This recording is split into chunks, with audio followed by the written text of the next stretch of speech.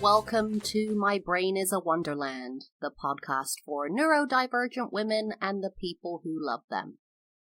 You're here with your host, Emily, talking about everything to do with being late diagnosed with ADHD and autism.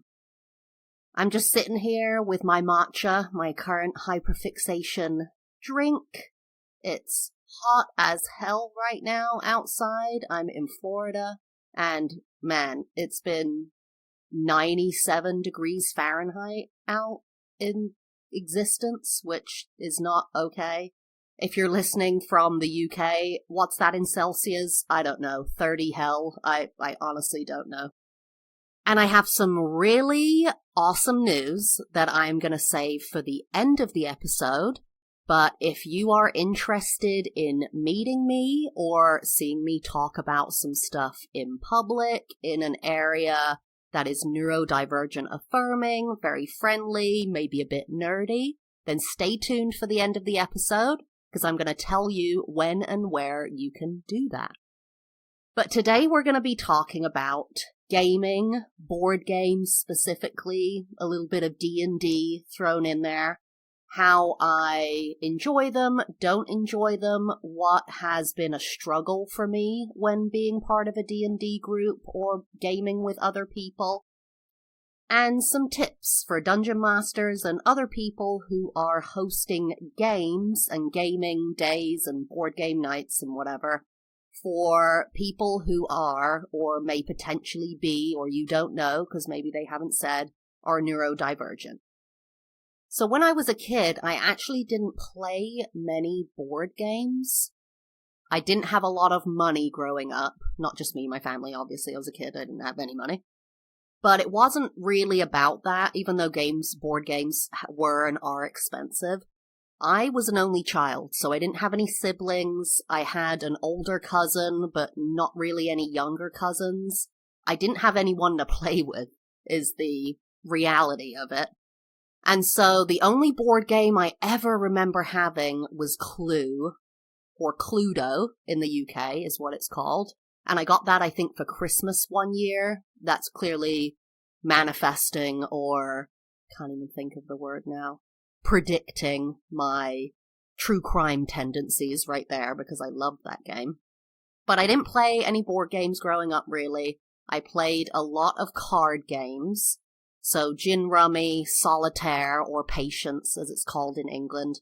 And actually, patience, I don't know if my older cousin taught this to me because he could see the deal. But basically, it was a great way to keep me busy and to keep my hands busy. If you've seen The Crown, the Queen plays it when she's just hanging out. She plays patience. And it is a great way to keep your hands busy, like knitting in front of the TV. It stops me from chewing my fingers. It kind of acts like a fidget spinner, but you're playing a game, and keeps your brain a bit distracted. So if you're watching a movie, but you can't focus, we always need our brains and hands to be occupied when we have ADHD a lot of the time. I honestly really recommend taking up actual physical solitaire or patience, the game. And you can look it up online how to play it, but it's basically the same as the computer game. And it's really nice to have it tangible in your hands.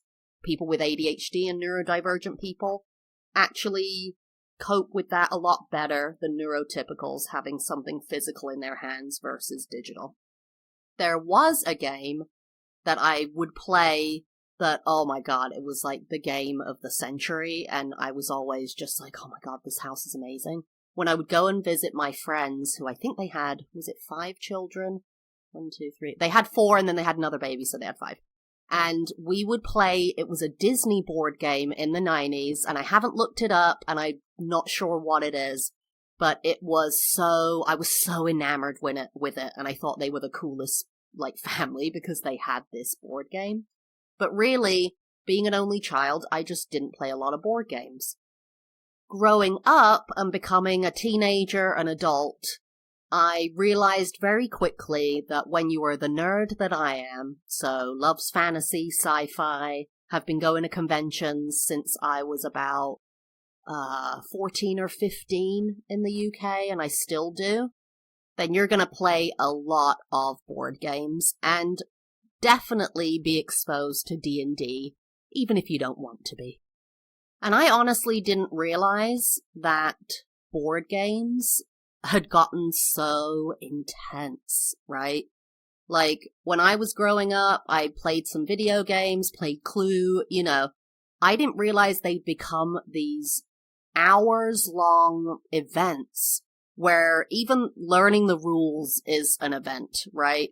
And we have a lot of board games now in our living room that we play often. Old games, we have Rat Trap. Is that the name of it? The one where the trap comes down on the little plastic rat and everything. That was another one, actually, that was really exciting for me when I was a kid.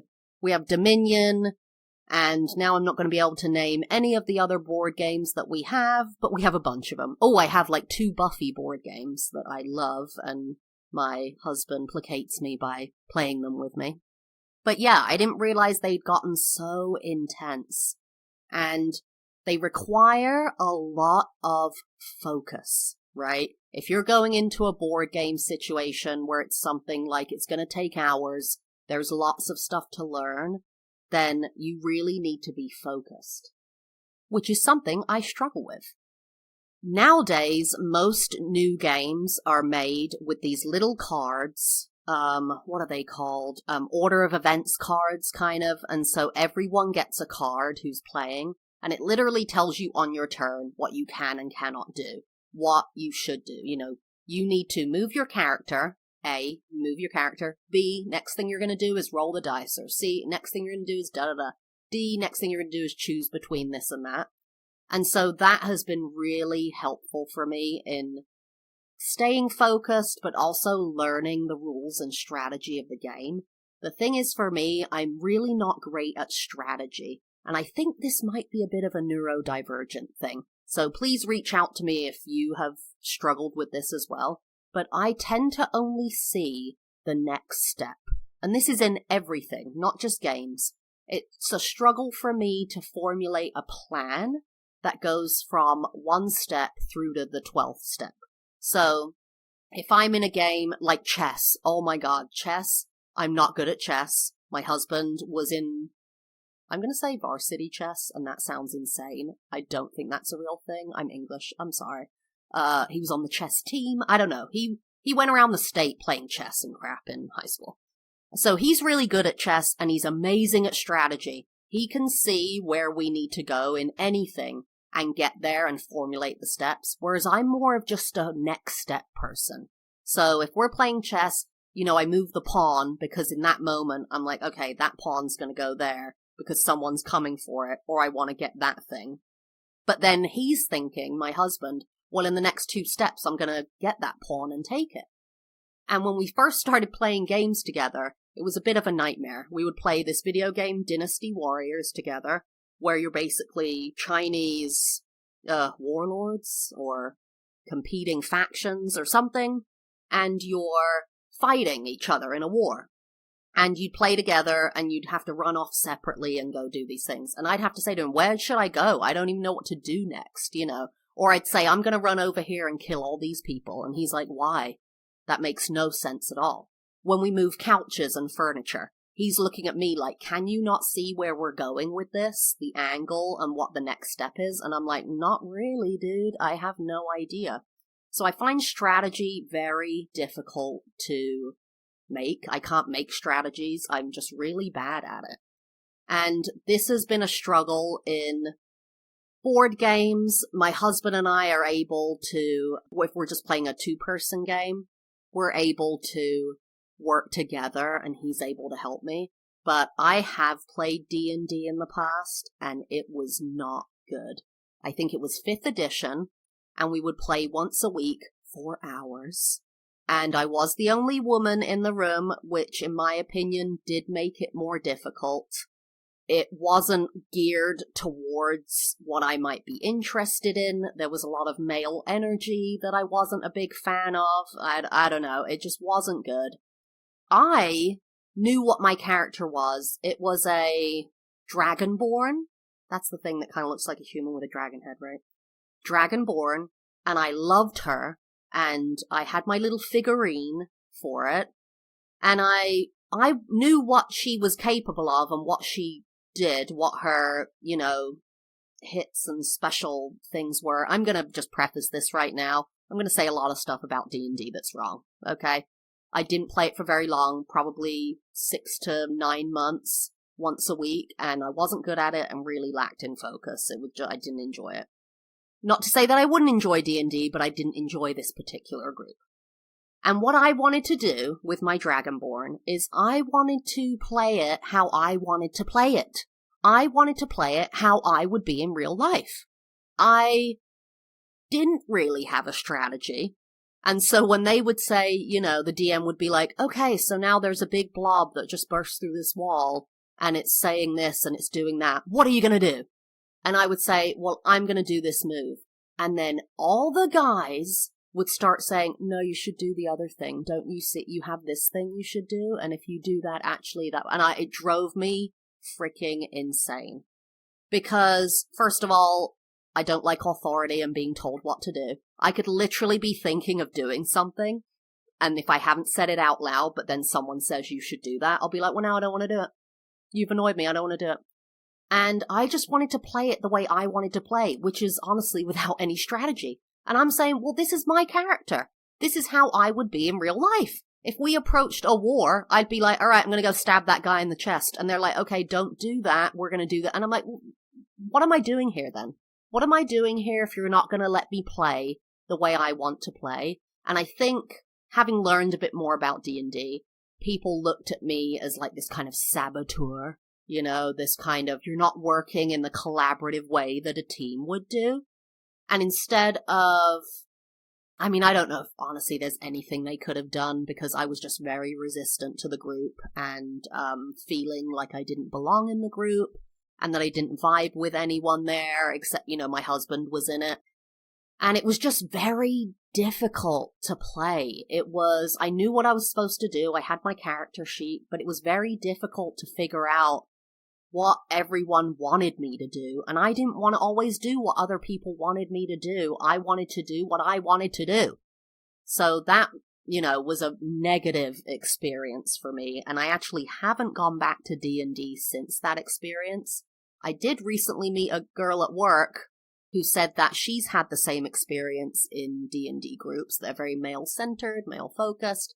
And so she started a D&D group with only women. And they play together, and I thought, oh, that sounds kind of fun. She did say, though, that their next campaign is a Swiftie campaign, which I'm totally not against that, but I know nothing about Taylor Swift. Shake It Off. Yeah, that's it. I know nothing about Taylor Swift. So, well, we'll see if that becomes a thing. Another thing about gaming is I struggle with delayed satisfaction. So if a game takes a long time to give you that payoff, right? Which... there's a board game I got for my husband. Oh, what is it called? It's a Star Wars board game, and it's in a little moon, kind of half moon shape, which I think is very cool because it's set in space. So doesn't look like a board, it's a little half moon shape. But it takes forever to get to the payoff, to get this feeling of like, oh, I actually did something that's exciting. And really the excitement I get from it is the story is quite rich, and I enjoy playing it with my husband. A game I do like is Pandemic. And Pandemic has I wouldn't say easy, but it has quick payoffs that are satisfying sooner than other games. So you're trying to... this is a little too close to home now, isn't it? Because this game came out before 2020. What you do is pandemics break out in cities around the world. There's like 4 different, I think, in the main game. And you have to try to put them out, like cure them and just like wipe them out, vaccinate everybody. You play different people, like a scientist, or I can't even think who the other people are. But once you like get to a city and wipe it out or cure it there, that's like, ooh, satisfaction. Ooh, I wiped that out. Ooh, yeah. Oh, yeah. Now I've got it going. Now I'm feeling the vibe. So I really like Pandemic. It's not necessarily a quick game, but it gives you those quick payoffs. And if I don't have the quick payoffs in between, like Catan. Catan is a good one. Haven't played that in a while, but you get the payoffs where you build the thing and you build that and you take over that square or hexagon, whatever that freaking shape is. But the ones where it just takes forever to get the payoff, it's really difficult for me. Another thing is that I'm jumping over a little bit here. I think my hyperactivity might be spiking right now. I just worked out and some stuff happened at work today that kind of got me hopped up. Nothing bad, but kind of had my energy hopped up. So sorry, I'm hopping around right now. I think my hyperactivity is like really feeding into this episode right now. But I have said in the past, I have an auditory processing disorder. I guess it's part of my neurodivergency. When I was assessed and then diagnosed with ADHD and autism, they rated me really low on being able to auditory process. So repeat stuff back, repeat stories, process language, as it said. So in D&D, that's pretty much all the frickin' Dungeon Master does, right? Is talks all the time. Says, okay, now this thing came through, now this is happening, and these are important things. And I'm not able to understand exactly what's happening because there's too much chatter. And then other characters are talking, right? So the DM is going, okay, this is what's happening, go. And then this person, on my team is going, okay, so this is what I'm going to do. And it's all spoken. So I find it very difficult to keep track of the game. Even if there is a board, which we had a board, the board, you can make a board where it's dressed up with little buildings and little people and it shows where you're going, and we had that, and I still couldn't follow a freaking thing. So what I'm going to do is, for people who play games or host games or game at all, I'm going to give you some tips that I have used for helping me focus, enjoy games, include people who are neurodivergent, and just make them a little more welcome and able to play a game that might not vibe with their brain chemistry at the time. So the first thing is specifically for D&D, and I'm going to say things that are, like I said, I don't know everything about it, so I'm sorry. But when a new, I think it's called an encounter, is put on the board, that the DM says, okay, new thing is happening, new villain, new thing to kill, new boss or whatever. Or this is a new, you encounter a bunch of mushrooms that are poisonous, one idiot on the team eats it, what do you do now? Whatever. When that happens, prepare some story cards. And this might seem like a lot, but from the DMs I know, it's not a lot because you prepare a bunch of crap for your games. So prepare some encounter cards. When you say, the big blob comes through the wall and he's spraying off this gas and he does this and now you have to decide what to do, blah, blah, blah. Write that on a card that you can print out and give to the people you're playing with so that you have a visual reference that can be read and referred back to in the middle of the game. Because when you've said as a DM, here's what's happening, blah, blah, blah, I'm not going to remember that. It's not that I'm not going to remember it, it's that I'm not going to be able to process it as you say it. Then you move on very quickly. I could ask you to repeat it, but may not process it again. We've all been there. Sorry, what'd you say? Say that again? Oh, I'm sorry. And then that person just wants to kill you. So prepare encounter descriptor cards, I guess. Cards that tell you what's happening. And maybe some people already do this, but I have not encountered that at all. Thank God the character sheet is printed and written out. But for the actual action, the storyline, print out some stuff just on a piece of paper or write it out. I mean, whatever. It can be homemade. It doesn't matter.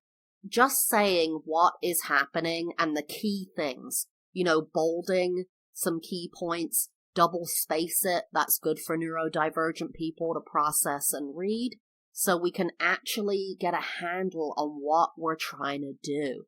And like I said, refer back. So when we're thinking, okay, what's that guy again? Is he big and blue and, breathes fire? Or he's small and green and squirts water? Like, honestly, I can't remember any of this stuff. So I super recommend that. The other stuff I'm about to say is not to do with gameplay, it's to do with the atmosphere. If you provide snacks, which I know for D&D and board gaming you can be there for hours. If you're going to provide snacks, and I'm not saying that neurodivergent people shouldn't bring their own snacks and this is all on you, but I'm just saying if you want to help or you want to be inclusive, or you're just making food anyway, or buying food, buy crunchy food. So chips with dips, all those kind of crunchy, I said chips, and now my brain has just flown off the deep end. I'm telling you, I can feel it. I am riding a hyperactive wave right now, and I'm not sure I've ever recorded like this on the podcast, so again, I'm jumping around and forgetting some stuff. But chips, little crunchy snacks. One of my favorite crunchy things is cucumbers. So if you like hummus, get some cucumbers. Ooh, mini carrots, things like that. If you want to, get some veggies in there. But crunchy is good for the sensory experience. It also, a lot of neurodivergent people have sensory issues with food that are like, squishy, moist, bleh, soggy. Okay, all those words just made me want to heave. So crunchy, think crunchy, and it helps to keep you distracted, almost like a fidget spinner, that if you're eating crunchy foods, it kind of distracts and takes up that sensory space and helps you focus. The other thing is that I found in a lot of spaces, not just gaming spaces, but in the general planet and world, is that people don't recognize how lighting is just horrible.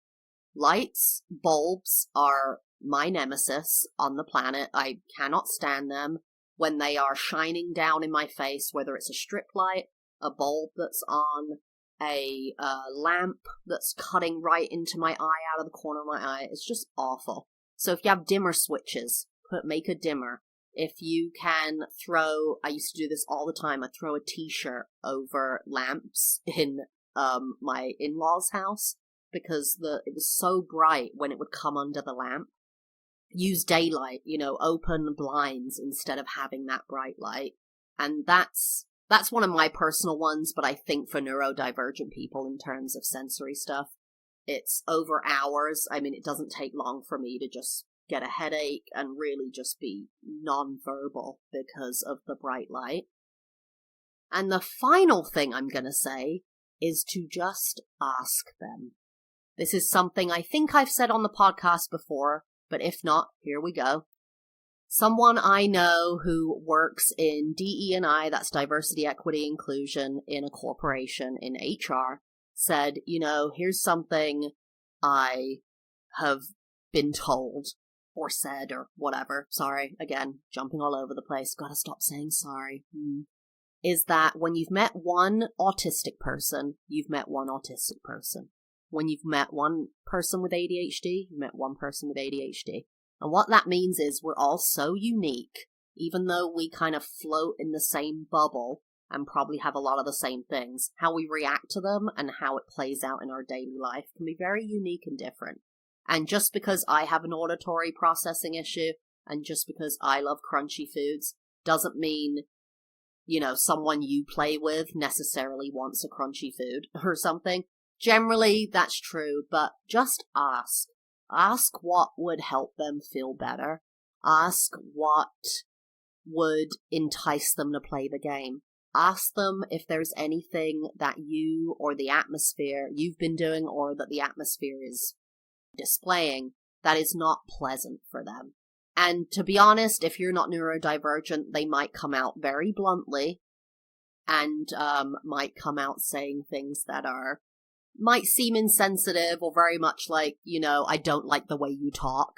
It hurts my ears, or I don't like, your house because of this, that, and the other. Look, you ask them, so you gotta take the response. That's the thing, right?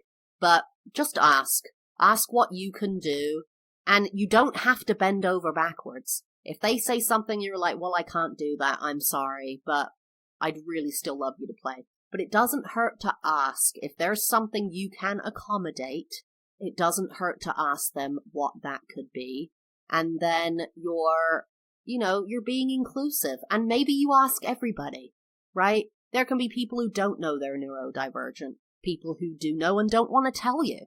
So maybe ask everybody, make it very inclusive and say individually, send an email or just ask personally, in person one-on-one. Is there anything I could do to make this experience better for you?